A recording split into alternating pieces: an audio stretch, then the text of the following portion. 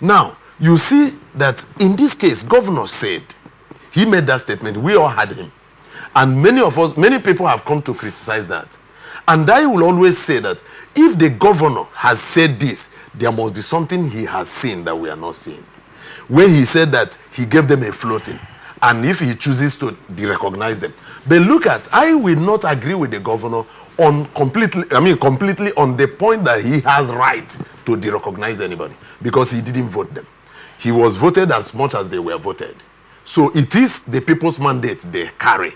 So it is either the law, the stipulated law, that would derecognize them. But if governor has said that he has power to do that, maybe there may be power hinging somewhere that me and you are not seeing until finally Supreme Court will interpret it for us. But look at from this angle. At that point, when he was saying that these people are no longer there, there was something that happened. Remember, all of them were members of a family. I call it the Wikematic family. They were all there.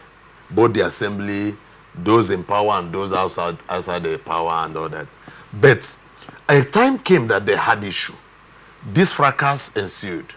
And at some point, they all went to Abuja to broker peace, of which Mr. President wrote 8-point peace agreement and gave to them. And they came back. And one of the things was that you should withdraw your cases from court. All the cases in court should be withdrawn. And the governor went ahead to withdraw the appeal he has made. I mean, his involvement in the case of that Martin Samuel and Co. has filed in the court of Justice Omotosho. Yeah. Now, he withdrew his own. And these people did not withdraw. You remember that he withdrew. There was this other part of the agreement that he obeyed, and it remained to pass the budget, they represent the budget to them. But looking at their body language, that the people I'm working with seem to be crafty. That is where I got it wrong. Look, Lorenza, we are discussing now. If I ever realizes that inviting me to your station is to have me chained or arrested for something I know nothing about, you will come here, I will never come to this place. Honestly. Because I'm coming here on my own volition. If I discover that you have a plan to hit me, I will run for my life. Because it is only 3 that is told that it will be caught the next day, and the 3 is still standing. So when the governor saw that the people he was dealing with were crafty and they were bent on carrying out their assignment. That wasn't what the governor saw. I'm coming. Let me exhaust my view. Yeah, you go ahead. Let me exhaust my view. Let me remind you of what the governor said. That's negating what you're saying. You recall that when that peace pact, when the governor signed that peace pact and came back to Rivers State and he leaked, in the first instance, there was denial from the governor's camp. After which the governor... But not from the governor. Not from... I said the governor's camp. Mark my words. I'm careful when I speak. I'm very careful. I said there was denial from the governor's camp. It happened. Yes. I was handling another show and we discussed it at length. There was denial from the governor's camp. After, I think, 2 days or thereabout, the governor now addressed Rivers people and said that he actually signed it. The governor accepted that he did that. And when he was speaking, he now laid a lot of, of the controversies to rest by saying that he still has the red pen. That is where that statement, red pen, came from. And he said, Rivers people should not worry. That the red pen, it's still with him. And he raised, I said, I have the red pen. I still have the red pen. And then at that point, it became, when you greet somebody and you say, I have the red pen. Some people tell you, I don't have the red pen. No, that kind of thing. So that's to a large extent is negating what you're saying right now. The governor said he had the red pen. And to a large extent, he went ahead to exercise that power, whether constitutionally or not, when he said, I have recognized Martin Samuel.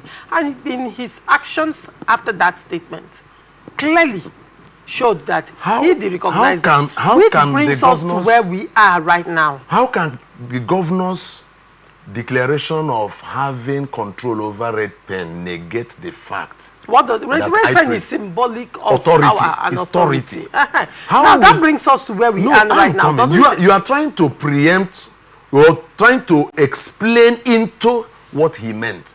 But we are trying to look at actions here, not just rhetoric. What you're saying, Mzee, when you say the governor saw they were crafty, the governor. He didn't say hold so. on.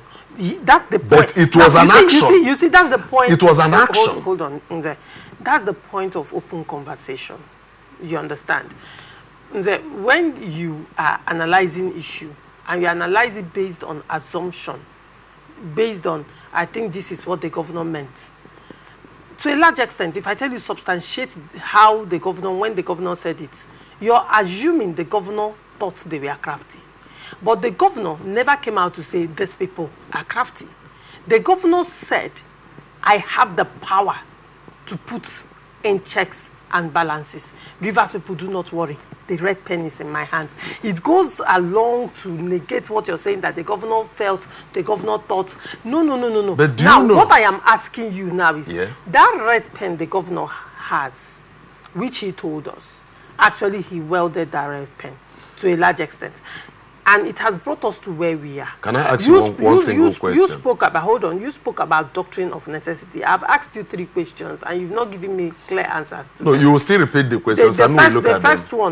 The first one is, I asked you question from the angle of constitutional provision to presentation of appropriation bill. Yes, and hold on, and constitutional provision. I stand to gain or profit nothing. However this goes, to be honest, what I am here for is to educate people, and we have conversations around that, and I'll ask you questions. So whether your answer goes one way or the other, I'm indifferent, right? My own is to make sure that, you know, your analysis is in line with the facts on the ground. Do you understand? Regardless of where you belong to. So I asked you the first question. The first question is the constitutional provision of these people to legislate. To legislate. The 3-man assembly, the 3-man faction led by Oko-Jumbo, do they have the powers to legislate for river states with regards to the appropriation bill? That's the first question. Now, when you were answering, you talked about the doctrine of necessity. I now asked you, how is doctrine of necessity applicable in this instance when there are court judgments that has affirmed and told the governor, this is your house of assembly. So whether the governor likes it or not, he is bound by the same law that produced him and empowered him to act as a state governor. He's bound by that law to do what the judgment has said, pending when the Supreme Court gives a higher court. A higher court. That's no. At this point is the Supreme Court. Hold on. Pending when the Supreme Court gives judgment vacating that and empowering the governor to act with another one, or the Supreme Court vacates the 6 of the 27 lawmakers. That is if the Supreme Court does that, and INEC conducts election, and then the governor can say, now I have a complete house to legislate fully. But how do you bring doctrine of necessity when there is a judgment already on ground ordering you? In fact, in the judgment of Justice Omotosho, what was given to the government the governor in that judgment was order of mandamus. That order mandated the governor, because I read the CTC, to submit budget to the House of Assembly. So how do you bring in doctrine of necessity? Good. And recall the third question, which was actually the first. When we brought up the Supreme Court precedents, that was when we started talking about judiciary and all that. And I brought up the Supreme Court precedents of Joshua Dariye versus the House of Assembly then, I think in Plateau State, where the court said, these people do not form the quorum to even impeach you. Now, let me comment. Answer these 3 questions. First, let me pick it from where you said the governor said that he still has the red pen. Yep. The question I wanted to ask was, without governor saying that he still has the red pen, does it in any way negate the fact that the executive authority of Rivers State government still lies with the governor? Does it negate it, whether he said it or not? You say that we should abolish assumption, but you forget that in life, assumption guides.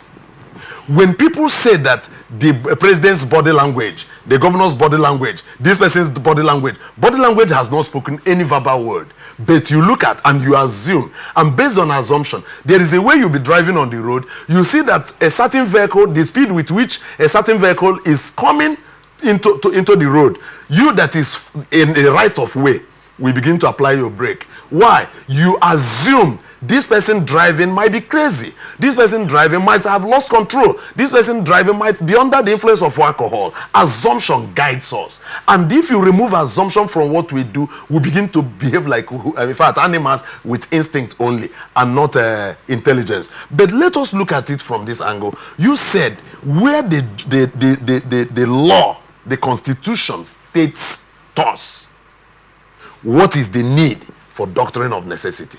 I now say, in this case, the constitution of the land. Not when the Constitution says to us. I said when there is already a judgment. No, when it comes before the judgment, every judgment is hinging on constitution. Now, but look at in the case of Martin Samuel Hule and River State government, something happened. If it were to be that the governor disagreed with these people, I will tell you that I will be one of the first persons that will stand against the governor by trying to make Edison here a speaker. Because as at the point Edison here was made a speaker, he was even suspended by the House. Yes, we know all this.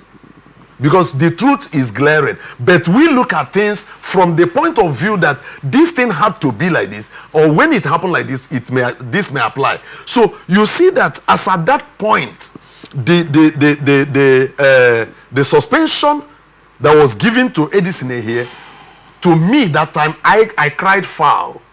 Because I knew that the suspension that was marshaled out against 4 of them was because they refused to sign the impeachment notice. Though people have come to say it was because of this, it was because of that. Well, it is left for you. But what was revealed to us as at then was what we run with. There are things that is in the media and there are things that people keep at home. So, but when it comes to this issue, you see that they had this face-off. This one say we will impeach him. This one say we will not impeach him. And these ones, as they were preparing for the impeachment notice, there was a bomb blast, which those ones, we are not coming to discuss them. We are discussing the budget. So now, after that bomb blast, these other people started pushing forward. And then before you know it, which I will still bring the person you don't like us discussing in this place because we can't survive without him. Don't say those things. No, hold on. You mean I shouldn't talk about God in your show? Hold on. Never now. We'll talk God. Hold on, Nze. No, I'm not going contrary to the issue. Hold on. Don't be preemptive. When you say you don't like me discussing a certain person or a certain when thing. I talk about God you always oppose it. No, the thing is, when you say I always oppose it, is this. I know you're a clergyman, and I respect that, actually. I don't have a problem with that.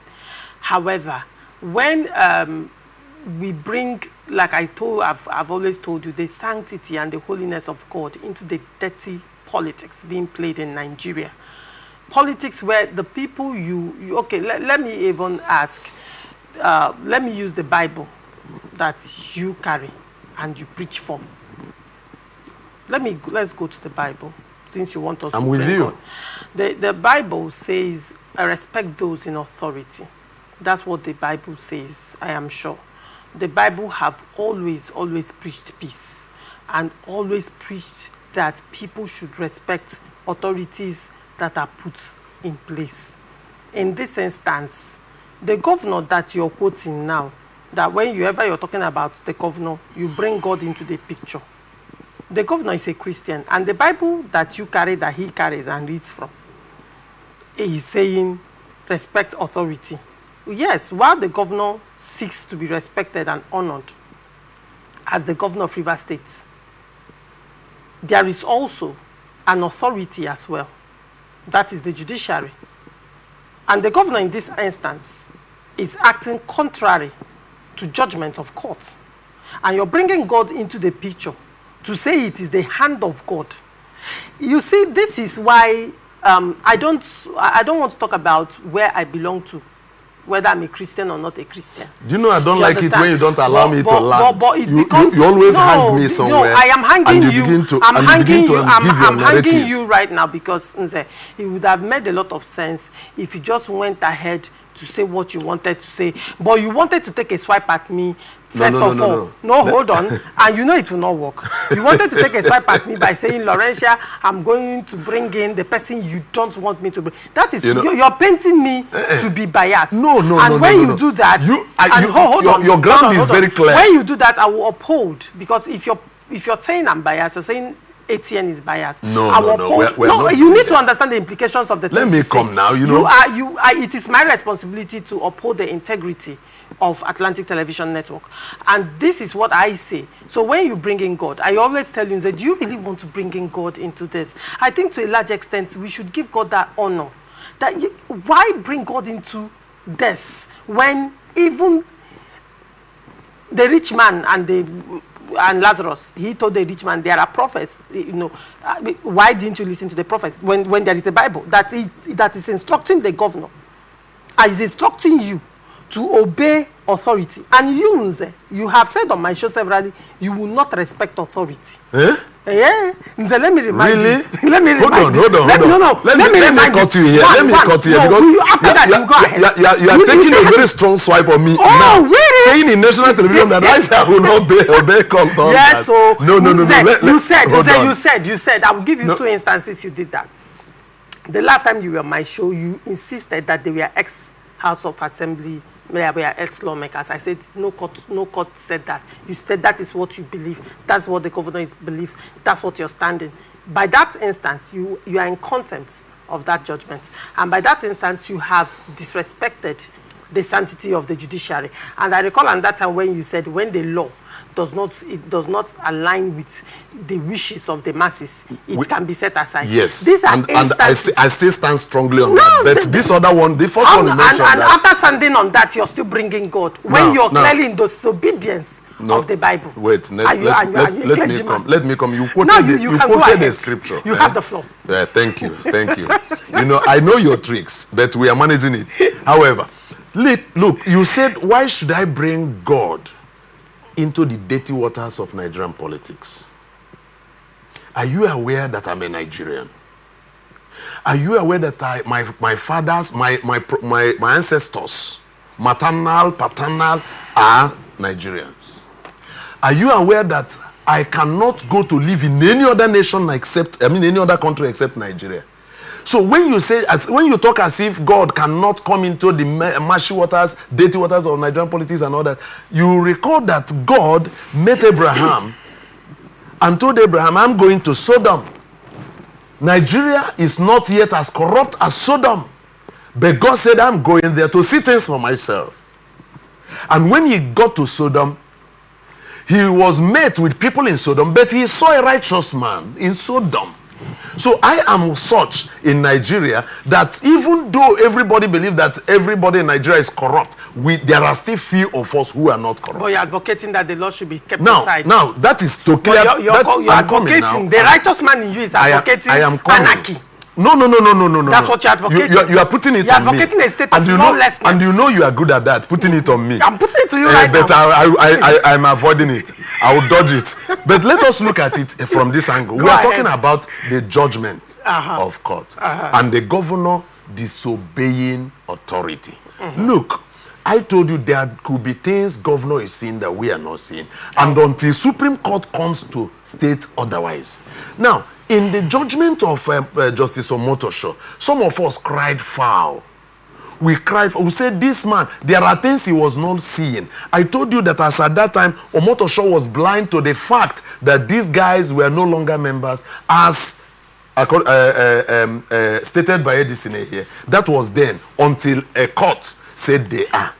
Now, you see that if we begin to follow the trajectory, we came to a point where it was revealed that even the judge that gave that judgment has been in the receiver, if I would say, have been a receiver of goodwill from those who were pushing that judgment. So if that's it is an allegation. No, if it is an allegation, Can you if substantiate it is allegation, can you substantiate that? No, I'm not. This is the information that came to us. If that's an information you can't substantiate, don't say it here. No, now, no. Do you know what you're It is doing? everywhere in Nigeria, No, both hold in on. the television, in the print media, in social media. It is in all the electronic You are media. speaking authoritatively as if you're an eyewitness to No, that. I'm not an eyewitness. I'm telling you, because even the judgment, I was not there in the court. Can you substantiate that? I wasn't there in the court. So you're making a statement you cannot substantiate. Why? There are Because what almost you're everything. saying- you just accused Almost- a judge of bribery. Yes, now. Can you substantiate that? It was said he has not come to say that he did not receive that gift. What they said. The what judge they- has hold not on, come to what- say that what he they- has not what received they- the what- gift. Listen, what they said, where they said it, for me, is inconsequential. And that is why, you see, the difference between mainstream media and social media is you can peddle rumors. But this is not in social media now. You should know now. Hold on. Don't negate facts. Hold on. You can peddle rumors, lies. You can twist, perspectives on social media. But you see, on mainstream media, we are regulated, we are strict, and ATM bases itself, we boast of integrity and in-depth analysis. So you cannot borrow a leaf from social media and bring it in. No, I have told you that electronic media. You have accused. Should I bring the channels that have? The radio stations. Like I said, it's inconsequential to me. Unless you are a party to that.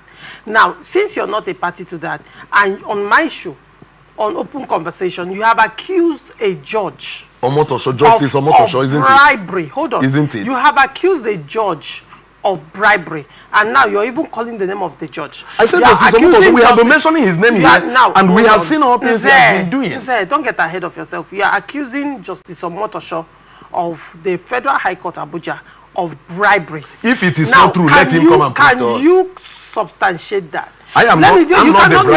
I'm not the giver. I'm not the receiver. This is how Nigerian constitution works. You see, that's why I say be careful. You cannot say if he has not received bribe, let him come and prove. He should come and tell us. No. The way it works in Nigeria, let him go to court. No. Let him sue the people who accused him. Hold on, Nze. The way it works is that, see, the burden of proof lies on the accuser. And when you come out, and even the Bible, because now you have brought in your clergy personality and the Bible in, even the Bible that you carry and you preach from on the pulpit, says, thou shalt not bear false accusation, thou shalt not bear false witness against your brother.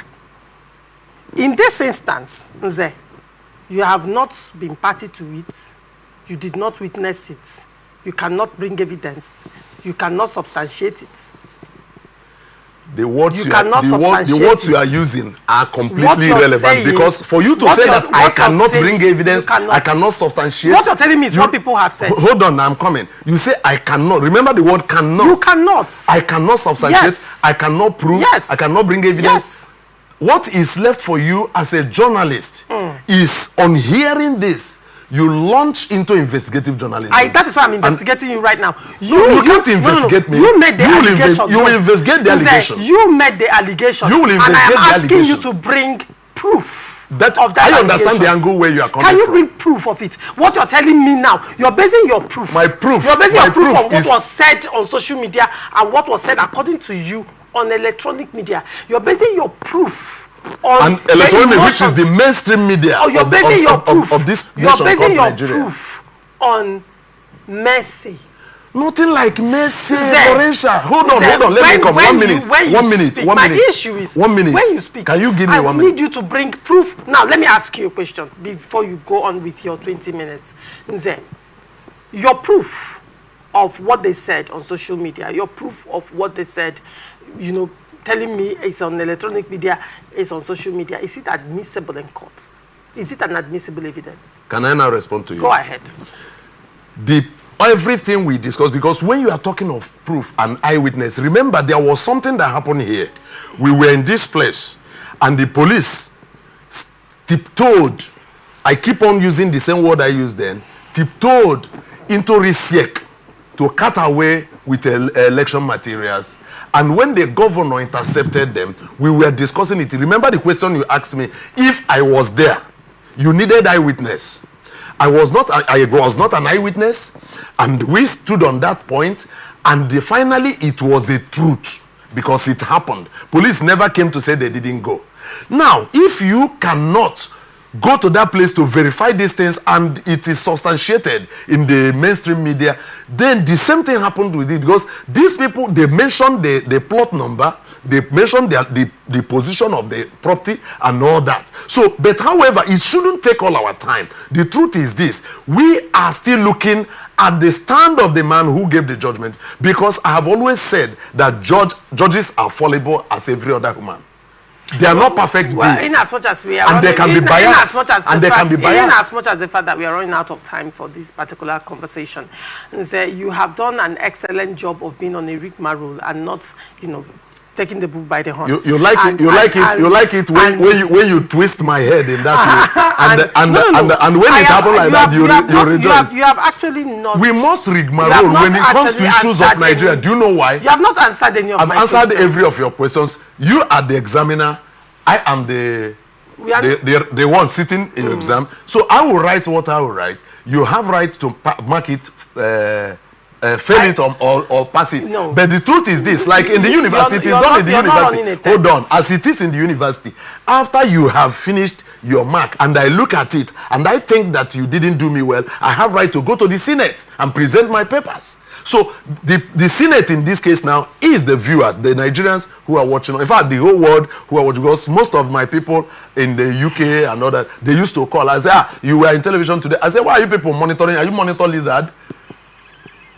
Each time they call, you say this, they will be calling me and say, you did well here, you didn't do well here. I say, I must not do well in everything.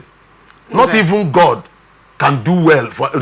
In fact, not even God can satisfy man. However, that I did not satisfy you in my rigmarole according to you, we must dance rigmarole in the cases of Nigerian politics, because Nigerian politics is not straight.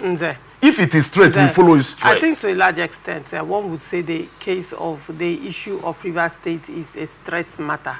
It is not straight at all. However, do you know why it is not straight? Let me come. Do you know why Rivers case is not straight? There are two factors here. Father and son. The father says the son wants to take over the property. I think we are beyond the... Now I'm coming. I think we are past the father and son thing. Not at all. That is still what is still happening. Hold on. I think we are past the father and son thing, because both factions have refused political solution. So when you bring in the father-son thing is when we are looking at the possibility of a political solution. However, we are past that in Rivers State crisis, where even though some people are still hopeful that there might be political solution. I'm one of the persons that knows that if truly the gladiators will accept to down weapons, political solution is the best. But I'm afraid. See it happening? I am afraid now. I was in a certain radio station when people were calling. The question was thrown: do we envisage this battle coming to an end? And I said in that radio station, no. The reason is because of the angle it is coming from. And I also see that God is involved in it. But when people began to call, because it was audience participatory, they said, when people began to call, many of them, especially the civil servants, say, may God not allow the crisis to end. Because the crisis, the region of the crisis, is giving them, is like when two monkeys are fighting on the mango tree. So they will be pushing mango down, and people down there will be picking it. So the civil servants and the rest of the Rivers people are enjoying that because of this political trouble. Hold on. Now, to a large extent, to all intents and purposes, one would say the father-son thing cannot be realistic at this point, because it appears to a large extent that all parties are now waiting for what court will say, the ultimate game changer from Supreme Court. Right. Now, there is a court judgment. That still brings us back to the court judgment that has already told the governor, do this. I mean, back-to-back court judgments, right? Both from the lower courts and from the appeal Appeal court. court. And the governor has gone ahead. Governor said, I'm not comfortable Hold with your on, judgment. hold on. And if there is a window, I am exploring. Hold on. And the governor has gone ahead to do his bidding. Not his bidding, Now, exercising his right. If the Supreme The governor Court, is exercising his right. we have looked at this right. Why it is the right of the, or a prerequisite for governance, that governors present budgets to House of Assembly. We have looked at the makeup of this House of Assembly. Are they constitutional? Can a 3-man House of Assembly legislate for an entire state? Can a 3-man House of Assembly pass a budget of a state? And I have taken you to the Constitution. What the Constitution says, what the minimum can be of a state House of Assembly. 24 against 3. Against 3. You have not answered that. I told you What you told me is, hold on. What you said that the governor they employed the doctrine of necessity. Rather, you said the governor employed the doctrine of necessity. Even the doctrine of even constitution, the doctrine of necessity that is in the constitution, even doctrine of necessity is given life by a court. Even doctrine of necessity. Let me explain these things to you. That's why you're talking, I'm just smiling. Even the doctrine of necessity, if it is to be employed, has to be given life by the judiciary. Was it employed in this instance? Yes. Were you there? Justice Wale, hold on. Justice Wale, that even though that the Federal High Court came to nullify the activities of Justice Wale, but look at, there is something we need to understand here. Permit me 1 minute. You said the governor. No. You don't take us back to Justice Wale because an appeal court has nullified that. And the governor said, I'm not comfortable with this. Let's go further. What I am saying now is this. You said that, I am going by your words. So you said that the governor invoked the doctrine of necessity to present the budget to a 3-man House of Assembly. And I am asking you, even the Nigerian Constitution is given life by the pronouncement of the courts. So can you tell me which courts gave this doctrine of necessity life that the governor invoked? How did the governor invoke? How will you ask How did the governor invoke the no, when I said governor doctrine of when necessity? I say governor invoked, remember, governor does not have a certain power. How did he invoke? He derives such power from the judiciary. And when you said that it is court that gives life to doctrine of necessity, I told you that I said to the Constitution. And I now asked whether Constitution or anything that applies to the Constitution. And I now asked you, in the instance of doctrine of necessity, which you say, is saying that the governor invoked. How did the governor invoke it? I am curious to know, and I am sure Nigerians are curious to know. How did the governor invoke the doctrine of necessity? When you ask rhetoric questions, it's not rhetorical. Hold on. When you ask rhetoric questions, just wait to see a rhetoric answer. This is not rhetorical, unless you're saying, unless you just spoke from a place of assumption. Which assumption? You assume, no. We are discussing issues. Are you assuming that the governor invoked the doctrine of necessity? That's what that's what I believe. So you assume. That is what I believe. Not that the governor that's what I believe. And when you said that the court had to give it life, I now told you that River State High Court gave it life. And when the Federal High Court came to say that they nullify what River State High Court did, the governor said, I'm not comfortable. Which River State High Court gave life to the doctrine of necessity? You know. You are simply being unnecessarily Last time I checked, Justice Wale vacated the seats of the 27 lawmakers and also declared that Oko-Jumbo is the legitimate speaker, and an appeal court vacated everything that Justice Wale has done and nullified all the actions of Oko-Jumbo. Yes. Now, this is a different, hold on. This is a different matter now. How And is it hold different? on, Make it make hold sense on. to me. It's a different matter now of not the 2024 budget, but the presentation of the 2025 budget. And you are saying that in as much as the fact that the three-man House of Assembly, you know, they are unconstitutionally constituted to legislate over the appropriation bill, the governor, however, had to invoke the doctrine of necessity. As given life by the court. Which as court given gave it life? I said the court, the River State House High Court by Justice Wale. When was that? Let me come. When was that? Look, you don't ask me questions about dates and time. That's not my field. Okay. I'm a preacher. If you ask me where a statement is made in the Bible, I will tell you the chapter, the book, the chapter, and the verse. But let us look at it from this angle. There was this judgment. But before we run, there was this judgment, and this judgment stated thus, and there was an appeal, and the appeal overturned the judgment, and this other fellow said, no, I'm not comfortable with what appeal court has said. I am appealing to a higher court. And it is on that basis they are still holding on what this other party said. I am holding to what the first court has said. And this other party say, I'm holding over. So you have your side to stay. But the truth is that it is what started December 2023 that is still running now. And it is on that premise that the governor had presented 2025 budget. We are out of time.